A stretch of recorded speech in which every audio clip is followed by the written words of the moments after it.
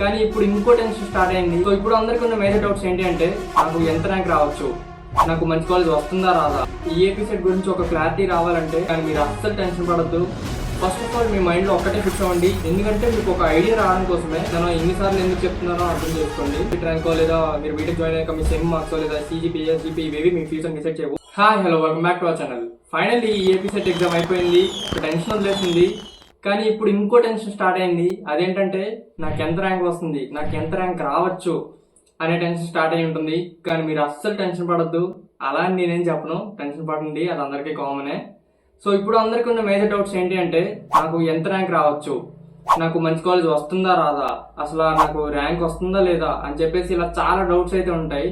ఈ డౌట్స్ అన్ని క్లారిఫై అవ్వాలంటే ఫస్ట్ మీకు మీ మార్క్స్ అనేవి తెలిసి ఉండాలి. అంటే అప్రాక్సిమేట్లీ మీకు ఎన్ని మార్క్స్ అయితే వస్తాయో ఆ మార్క్స్ అనేవి తెలిసి ఉండాలి. ఆ మార్క్స్ తెలిస్తే ఆ మార్క్స్ కి అప్రాక్సిమేట్లీ ర్యాంక్ ఎంత వస్తుందో తెలుసుకోవచ్చు. ఆ మార్క్స్ అనేవి ఎలా తెలుసుకోవాలంటే మీకు మీరే తెలుసుకోవాలి.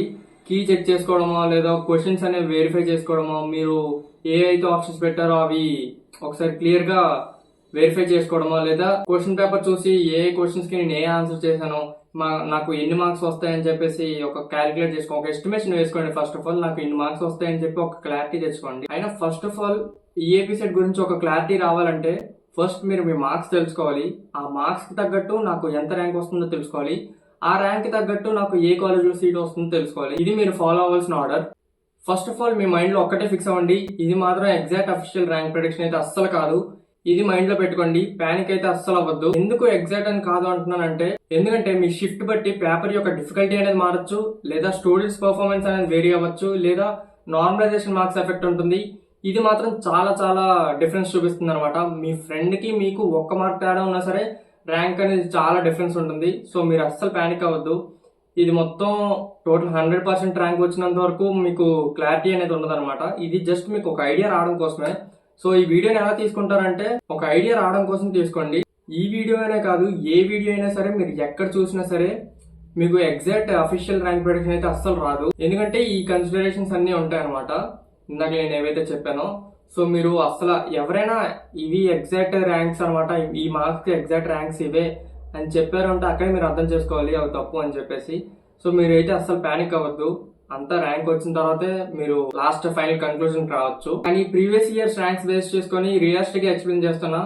సో జాగ్రత్తగా వీడియోని ఎండ్ వరకు చూడండి. లెఫ్ట్ సైడ్ వచ్చేసి మార్క్స్ కింద కన్సిడర్ చేయండి, అండ్ అలాగే రైట్ సైడ్ వచ్చేసి ర్యాంక్స్ అనుకోండి. మీకు 78+ మార్క్స్ వస్తే 1000 అండ్ అబౌవ్ ర్యాంక్ రావచ్చు.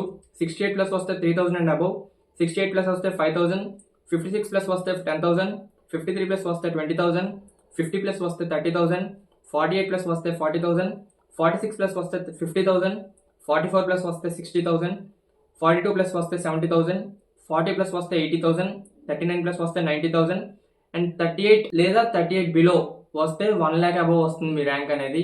ఆల్ రైట్, సో ఇవి ఎక్స్పెక్టెడ్ ర్యాంక్స్ అనమాట. ఈ ర్యాంక్స్ ఫైనల్ కాదు. మీరు సోషల్ మీడియాలో చూస్తూ ఉంటారు, ఎక్కువగా యూట్యూబ్ లో చూస్తూ ఉంటారు ర్యాంక్స్ అనేవి ఎంత వస్తాయి అని చెప్పేసి. కానీ అవేవి రియల్ కాదు, అండ్ అలాగే ఎగ్జాక్ట్ ర్యాంక్స్ అయితే అస్సలు కాదు. మరి ఎందుకు బ్రో అవి చూపిస్తున్నారు అని అడిగితే ఎందుకంటే మీకు ఒక ఐడియా రావడం కోసమే. ఇన్ని మార్క్స్ వస్తే ఇంత ర్యాంక్ వస్తుందని చెప్పేసి ఒక అవగాహన రావడం కోసమే. అంటే ఓకే ఇన్ని మార్క్స్, నాకు ఇన్ని మార్క్స్ వస్తే నేను ఎస్టిమేషన్ వేసుకున్న మార్క్స్ ఇన్ని ఉన్నాయి కదా, నాకు ఒక 50+ మార్క్స్ వస్తే ఇంత ర్యాంక్ వస్తుందా, ఈ రేంజ్ లో ర్యాంక్ వస్తుంది అని చెప్పేసి మీకు ఒక ఐడియా రావడం కోసమే. ఇవి చూసి మీరు అస్సలు పానిక్ అవ్వద్దు. ఎందుకంటే చాలా మంది నాకు 40 మార్క్స్ వచ్చాయి, 45+ వచ్చాయి, నా ర్యాంక్ అనేది 90,000 ఎంతో ఉంటుంది అని చెప్పేసి పానిక్ అయిపోతుంటారు. ఈ ర్యాంక్స్ అయితే అస్సలు ఫైనల్ కాదు, నార్మలైజేషన్ ఉంటుంది. ఆ నార్మలైజేషన్ అనేది చాలా డిఫరెన్స్ చూపిస్తుంది ర్యాంక్స్ మధ్య. సో ఇవి చూసి మీరు అస్సలు ఒక ఫైనల్ కన్క్లూజన్ అయితే రావద్దు. ఇన్నిసార్లు ఎందుకు చెప్తున్నానో అర్థం చేసుకోండి. మీరు ఒక్కటే గుర్తుపెట్టుకోండి, ఈ ఈఏపీ సెట్ ర్యాంకో లేదా మీరు బీటెక్ జాయిన్ అయ్యాక మీ సెమ్ మార్క్స్ లేదా సీజీపీ ఎస్జీపీ ఇవేవి మీ ఫ్యూచర్ డిసైడ్ చేయవు. ఒక ఇంపార్టెంట్ రోల్ ప్లే చేస్తే అంతే. ఈ ఫ్యూచర్ డిసైడ్ చేసేదల్లా మీకున్న స్కిల్స్, ఎబిలిటీస్ అండ్ అలాగే మీకున్న నాలెడ్జే, మీకున్న క్యాపబిలిటీసే మీ ఫ్యూచర్ డిసైడ్ చేస్తాయి. ఇది మాత్రం అస్సలు మర్చిపోవద్దు. మీరు ఏ కాలేజ్ అయినా జాయిన్ అవ్వండి, మీరు కాలేజ్ జాయిన్ అయ్యాక మీ ఎఫర్ట్స్ అనేవి మ్యాటర్ అవుతాయి.